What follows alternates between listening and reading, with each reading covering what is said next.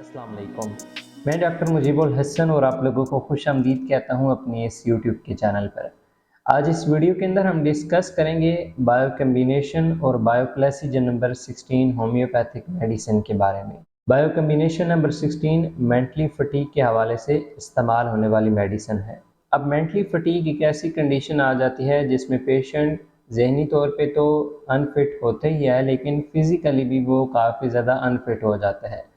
अब इस कंडीशन के अंदर मोस्टली पेशेंट्स काफ़ी ज़्यादा डीमोटिवेट हुए हुए होते हैं, उनके जो सोशल कनेक्शंस होते हैं वो काफ़ी ज़्यादा डिस्टर्ब हो जाते हैं। तो इन तमाम तर प्रॉब्लम्स के हवाले से बायो कम्बिनेशन और बायोप्लेसिज नंबर 16 होम्योपैथिक मेडिसिन यूज़ कराई जाती है।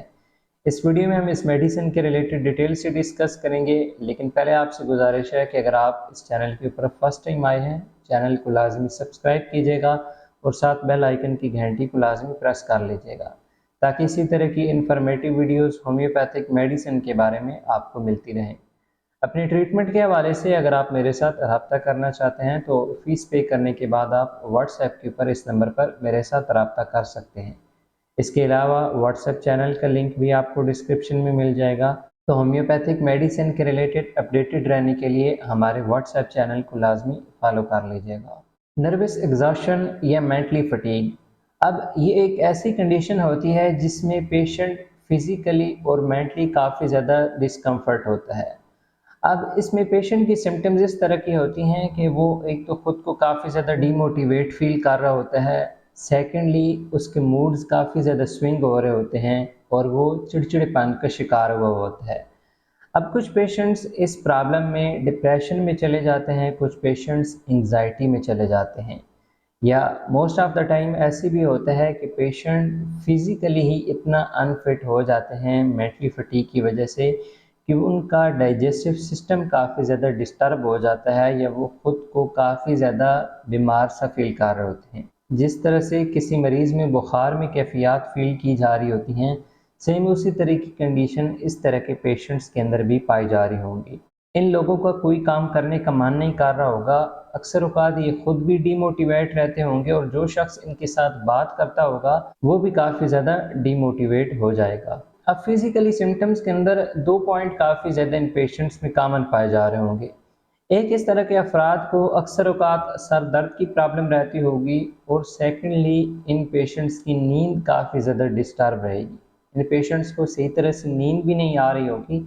अब मेंटली सिम्पटम्स के अंदर या इमोशनली सिम्पटम्स अगर इन पेशेंट्स की देखी जाएँ, तो इन अफराद के साथ जो भी शख्स बातचीत करेगा तो उसको ऐसे महसूस होगा कि वो किसी ऐसे शख्स से बात कर रहा है जो बिल्कुल नाउम्मीद हो चुका है, या किसी ऐसे शख्स से बात कर रहा है कि जो हर वक्त गुस्से के अंदर रहता है, या किसी ऐसे शख्स से वो बात कर रहा है जो कि कोई भी आंसर सही तरह से पॉजिटिव वे में नहीं दे रहा हो।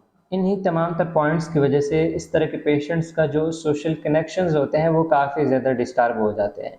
ना इन लोगों के कोई ज़्यादा दोस्त होते हैं, ना ही करीबी रिश्तेदारों के साथ इनकी इतनी ज़्यादा मेल जोल होती है। अब इस तरह के जो पेशेंट्स होते हैं, जब काफ़ी ज़्यादा लंबे टाइम तक ये इन प्रॉब्लम्स को फेस कर रहे होते हैं, तो इनमें भूलने की बीमारी काफ़ी ज़्यादा पाई जाने लग पड़ती है।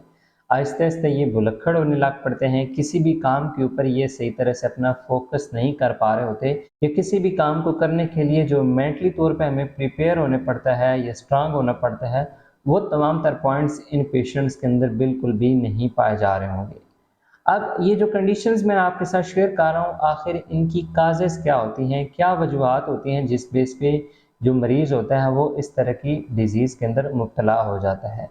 अब फ़र्स्ट ऑफ़ ऑल, जो अफ़राद रात को काफ़ी ज़्यादा देर तक जागते रहते हैं, कोई भी काम ना होने की वजह से, लेकिन फिर भी वो मोबाइल यूज़ करते रहते हैं और जागते रहते हैं, तो इस तरह के अफ़राद काफ़ी ज़्यादा डीमोटिवेट हो जाते हैं अपनी लाइफ़ को सामने रखते हुए। तो इसी वजह से मेंटली तौर पे भी और फिज़िकली वो काफ़ी ज़्यादा अनफिट हो जाते हैं। अब सेकंड कैटेगरी उन अफ़राद की आ जाती है जो कि अपना काम तो मुकम्मल कर लेते हैं, लेकिन वो अपने काम को अपने ऊपर इतना ज़्यादा हैवी कर लेते हैं कि उस काम की वजह से वो अपने सोशल कनेक्शंस को खो देते हैं, या जो उनके आसपास लोग होते हैं उनके साथ वो काफ़ी ज़्यादा चिड़चिड़े मिजाज में बात करते हैं या उनकी बातों का सही तरह से आंसर नहीं दे रहे होते। अब इस तरह के अफराद कुछ टाइम के बाद स्लोली मेंटली एग्जॉशन की प्रॉब्लम में चले जाते हैं। अब थर्ड कैटेगरी उन अफराद की आ जाती है जिनकी डाइट काफ़ी ज़्यादा पुअर होती है। एक तो वो अनहेल्दी डाइट काफ़ी ज़्यादा इस्तेमाल कर रहे होते हैं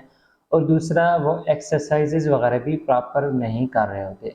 अब इस तरह जब उनकी रूटीन काफ़ी ज़्यादा लंबे टाइम तक रहती है तो वो फिज़िकली काफ़ी ज़्यादा अनफिट हो जाते हैं, कोई भी काम वो सही तरह से परफॉर्म नहीं कर पा रहे होते, जिसके नतीजे में वो आहिस्ता-आहिस्ता टेंशन या डिप्रेशन की प्रॉब्लम में चले जाते हैं। अब इन तमाम तर प्रॉब्लम्स के लिए जो बायो कॉम्बिनेशन या बायोप्लेसिजन नंबर 16 होम्योपैथिक टैबलेट्स हैं, काफ़ी ज़्यादा हेल्पफुल रहती हैं।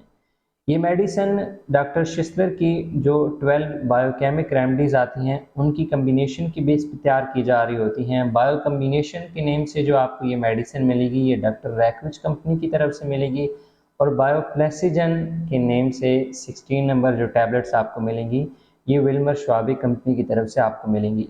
इसके अलावा डिफरेंट जो पाकिस्तानी होम्योपैथिक फार्मास्यूटिकल कंपनीज़ हैं, वो भी ये मेडिसिन तैयार करती हैं। उनके अपने मुख्तलिफ नेम से आपको सेम नंबर सेम ही कंडीशंस के लिए मिल रहे होंगे। इस मेडिसिन को इस्तेमाल करने का तरीक़ाकार ये होगा कि आपने डेली बेसिस पे 3 टैबलेट सुबह, 3 टैबलेट दिन को और 3 टैबलेट शाम के टाइम इस्तेमाल करनी है। जब आपकी कंडीशन बेहतर होने लग पड़े, फिर आपने 2 टैबलेट सुबह, 2 टैबलेट दिन को और 2 टैबलेट शाम को इस्तेमाल करनी होगी खाने से पहले।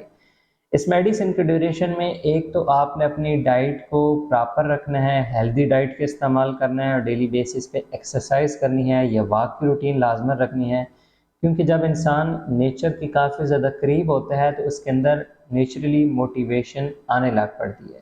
वो लोगों के साथ आहिस्ता आहिस्ता घुलने मिलने लग पड़ता है। टेंशन या डिप्रेशन जैसी जो प्रॉब्लम्स होती हैं, इनसे आहिस्ता आहिस्ता खुद ब खुद ही वो छुटकारा हासिल करने लग पड़ता है। और दूसरा, पीने के लिए आपने साफ़ पानी ज़्यादा से ज़्यादा इस्तेमाल करना है। बाकी आपका कोई क्वेश्चन होता है इस मेडिसिन के हवाले से तो आप कमेंट्स के अंदर पूछ सकते हैं, या कोई भी सजेशन होती है तो आप कमेंट्स के अंदर सजेस्ट कर सकते हैं। अपनी ट्रीटमेंट के रिलेटेड अगर आप रब्ता करना चाहते हैं तो व्हाट्सएप का नंबर अवेलेबल है। फ़ीस पे करने के बाद आप इस नंबर पर रब्ता कर सकते हैं।